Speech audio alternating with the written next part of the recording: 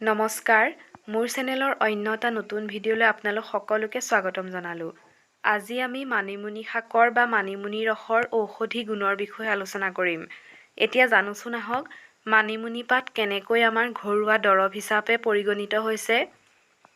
ইয়াৰ প্ৰথম উপকাৰিতাটো যদি আমি কওঁ তেন্তে ৰাতিপুৱা খালী পেটত 7 দিন মানিমুনি ৰস এচামুচকৈ যদি খাবলৈ আৰম্ভ কৰে তেন্তে চাব আমাৰ স্মৃতিশক্তি দুগুণ বৃদ্ধি পাব।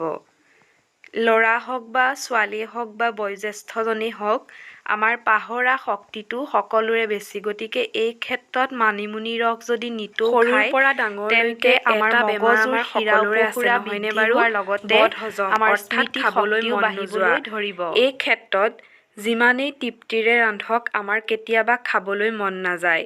এনেকুৱা যদি আপোনালোকৰ হয় তেতিয়াহ'লে মানিমুনি ৰস এচামুচ বা তাতকৈ অকণমান বেছি হ'লেও এই ৰস দুদিন একেৰাহে খুৱাই দিলে এই বদহজম বা খাবলৈ মন নোযোৱা বেমাৰৰ পৰা আপোনালোকে সকাহ পাব পাৰে। তাৰোপৰি পেট বিষ, পেট চিকুটা মাৰি ধৰা আদি ৰোগতো মানিমুনিৰ ৰস খালে বহু উপশম পোৱা যায়।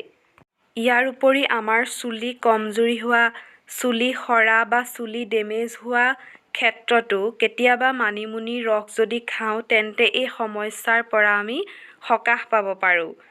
এই মানিমুনিৰ ৰস তৰকাৰী কৰি বা অথবা চুপ বনাই বা আমি বিভিন্ন ধৰণে বনাই খাব পাৰোঁ। ল'ৰা ছোৱালীৰ কৃমি বা ফিটাপেলুৰ ক্ষেত্ৰত মানিমুনিৰ ৰস বহু উপকাৰী। এই মানিমুনিৰ ৰসৰ লগত এৰাপাতৰ ৰস যদি মিহলাই খাই 3 দিন তেতিয়াহ'লে এই কৃমি বা ফিটাপেলুৰ পৰা আমি দূৰ হ'ব পাৰোঁ। বৰ্তমান সময়ত আমাৰ চকুৰ পাৱাৰ কমজুৰি হোৱা ল'ৰা ছোৱালীৰ পৰা আমাৰ ডেকা গাভৰু সকলোকে দেখা পোৱা যায়। এই ক্ষেত্ৰত যদি মানিমুনি ৰস খাব পাৰে তেন্তে চকুৰ দৃষ্টিশক্তি বৃদ্ধি কৰিব। মানিমুনিৰ আন এটা উপকাৰিতা হৈছে ই আমাৰ পাচাব জ্বলা-পোৰা সমস্যাৰ পৰা সকাহ দিয়াব পাৰে। বিশুদ্ধ তেজৰ সংশোধন ঘটাবলৈ বা দূষিত তেজ বিশুদ্ধ কৰিবলৈ আমি মানিমুনি ৰস খাব পাৰোঁ। গতিকে চাওকচোন মানিমুনি ৰসৰ কিমান উপকাৰিতা গুণ আছে।